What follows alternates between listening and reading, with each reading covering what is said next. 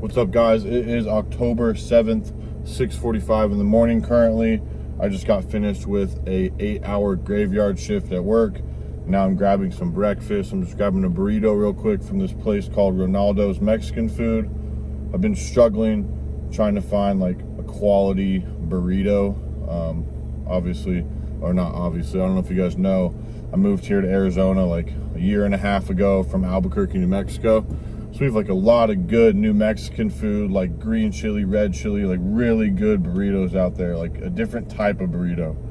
And you know, I come out here and it's like there's a bunch of Filibertos on every motherfucking corner, and that's like the only burrito you can get. It's absolutely bullshit. But like, you know, they're all like California burritos and just like Sonoran burritos, and all that shit's the same to me. Like, I want some good shit. So I found this place called Ronaldo's pretty close to my house, and they sell like bomb breakfast burritos. Freaking size of my head, big as a football. These things are like 2,000 calories. I get eggs, bacon, sausage, cheese. I add refried beans and that shit. Like, it's bomb.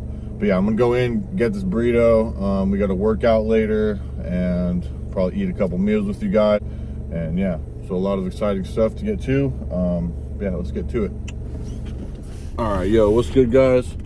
We are at the gym. It is now like 6:30 at night. We're about to hit a disgusting back workout. So that should be fun. Show you guys some of that and do a little voiceover. I think that's a little easier for me. So like, I don't have to talk during my sets. Like, don't get me wrong, I could set up my tripod and talk during my sets and show you guys specific things during the gym. But to be honest, like, for me to have intense, crazy workouts every single time in the gym and make the progress that I need to make so I can get where I need to go, I can't do that. I can't do that samsulek shit where I have a mic on me and I'm talking in between my sets. Like, once I go in the gym, I take my pre-workout, I'm in this emotional, crazy, psychotic almost state where I just am going non-stop in the gym, and I can't interrupt by talking to you guys, unfortunately.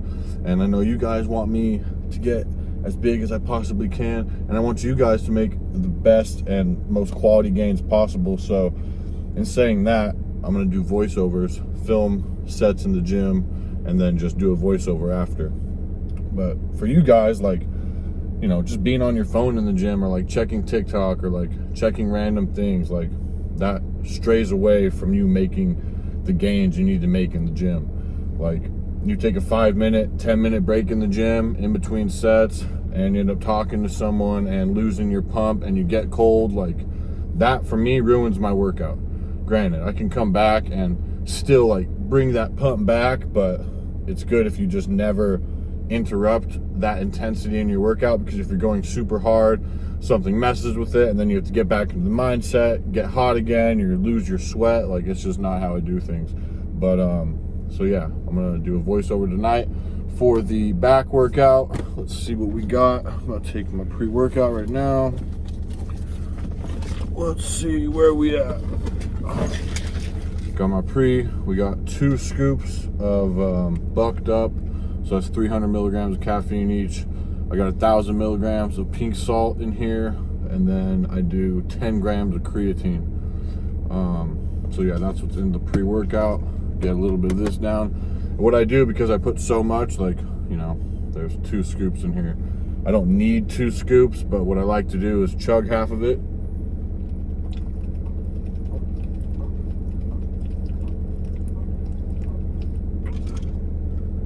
Or chug a little more than half of it. And I sip on the rest during the workout, along with my BCAAs, my EEAs. So I sip half of this pre-workout, and then I'll drink my EEAs during my workout, keep my muscles, you know, satiated and just full, and making sure we get in the biggest pump we possibly can and maximizing everything we possibly can in the gym today. But yeah, that's definitely what I do all the time. Like, I put 2 scoops in there, my pink salt, this and that, and then we get going. Oh shit, I forgot to take these pump pills. Usually I do like the Rise pump pills, because you can get those at like Walmart and shit. But I just have some L-citrulline pills. It has 3,000 milligrams of L-citrulline, some L-arginine, and yeah, that's it. But yeah, I love L-citrulline. I think it's probably like the main thing that gives me the best pump. I know a lot of people like L-arginine or some other things.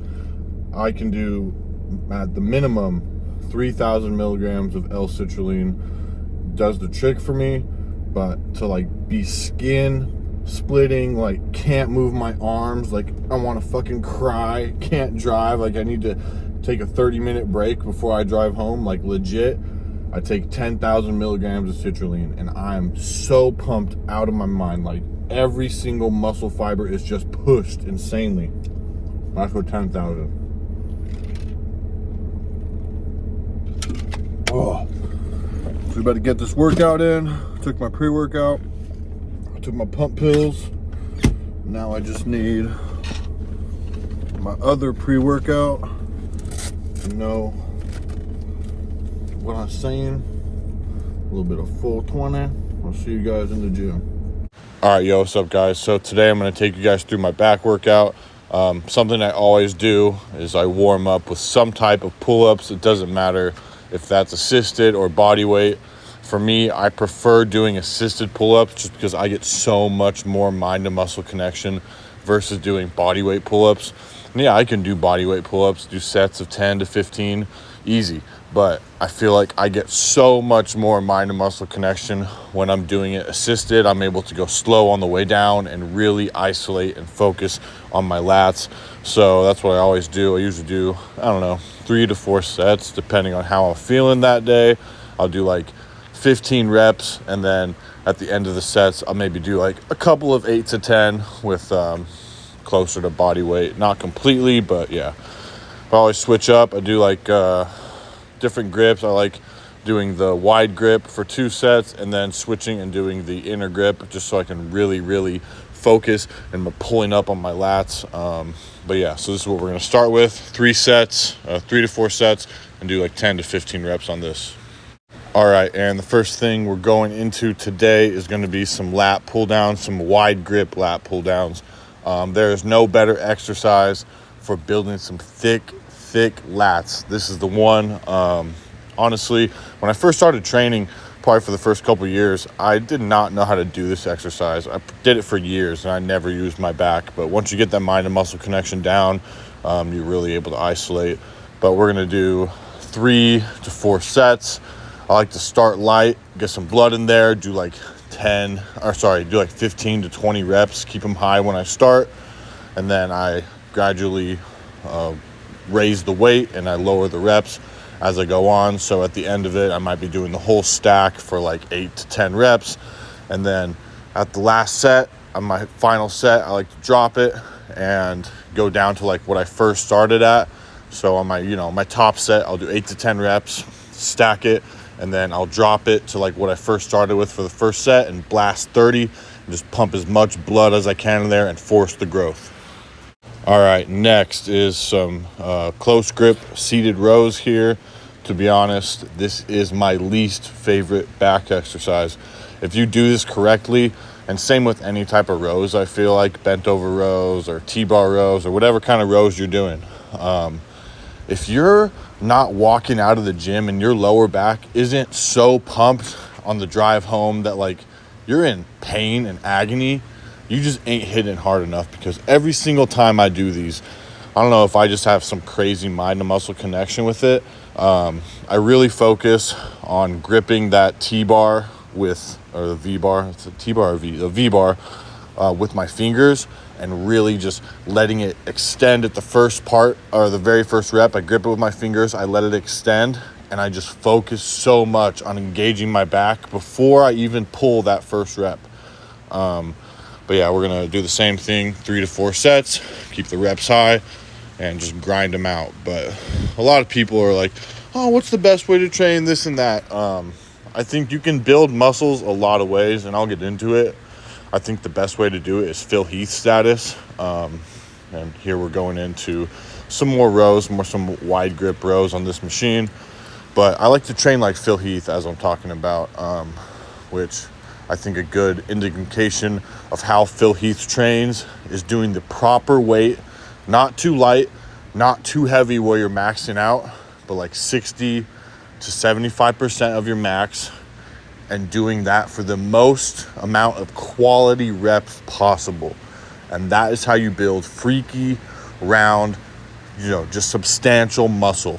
So I'm going to repeat myself, is doing 60 to 75% of your max for the most quality reps possible. And that builds the round muscle bellies you guys are looking for, the godlike physiques you guys are trying to build. Because when you're just throwing the heavy weight around, you're not getting the mind to muscle connection, or you're not getting enough blood, you're not tearing the muscle. If you're doing too light of weight, it's just pointless and you're doing pansy shit. But yeah, next we're going to go into some, what are these? Oh yeah, the lat machine, the lat builder. This is the wing machine right here. Honestly, this one, the extension on this, you really have to set it up right, because if you don't put the seat exactly where it needs to be, you can't extend your arms all the way back. So it's a little confusing if you guys ever do this specific prime machine here. But it's definitely legit once you set it up. And you can obviously do these with like dumbbell pullovers. You can even do this with a cable and sort of get a bench set up like how it is, like you do a shoulder press. And then get the cable set up behind you, grab that bar behind you and pull it over if your gym allows for that. But yeah, this is definitely one that I've probably only added in my routine the past year as I moved to Arizona, and they have more gyms with actually some legit machines, and I'm not just training at like Choose Fitness or places like that. Let's see, next we're going into some single arm lat pull downs, and I sort of like to emulate doing like a cross body lat pull down on these. I specifically, these are probably like in my top 3 for lat isolation. Honestly, I love doing single arm back movements. I get so much isolation doing single arm stuff. But this has got to be one of my favorites. And all the machines at this gym, if you guys see, they have the 3 spots to put the weight there on the right of the screen. I like to start in the middle, obviously, just get a normal range of motion. But I always put the weight at the bottom as well.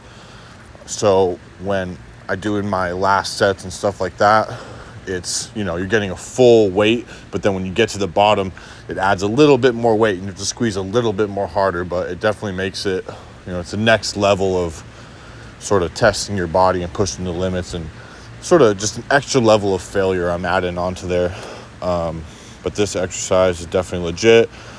And the handles are those, dang it, it's those black handles. Honestly, I'm a little stoned recording this. I can't remember. Okay, so next we're going into back extensions. And honestly, I'll do weight on these sometimes. And I'll go up to I'll hold 3 plates on this. And I'll force my back. And I'll just push all the blood I can in my back.